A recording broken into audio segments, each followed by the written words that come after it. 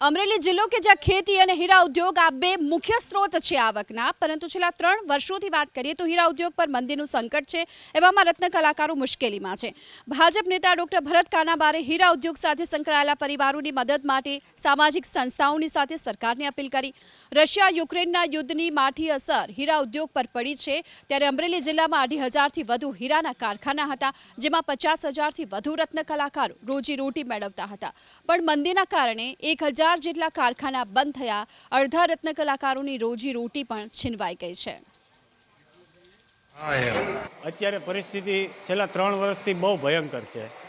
આ પહેલાં અમે 20,000થી 25,000નું કામ કરતા હતા અને અત્યારે 7,000થી 8,000। હવે સવારે 9 વાગે અમને બોલાવે છે અને 11 વાગે રજા, અને એવી જ રીતે બપોર પછી 3થી 5 આ સમય થઈ ગયો છે।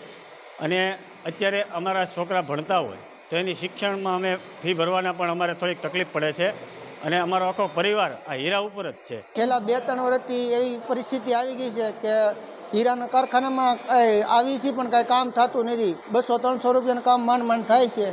અત્યારે કોઈ સરકારે કોઈ ધ્યાન દેતું નથી, કોઈ નેતા ધ્યાન દેતા।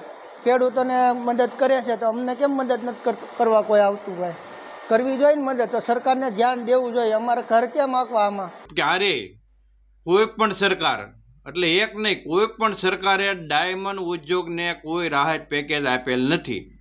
આ જિલ્લો અમારો છે ને પછાતમાં પછાત જિલ્લો છે, કોઈ બીજો વિકાસ નથી। બે જ વિકાસ છે, ડાયમંડ ને ખેતી।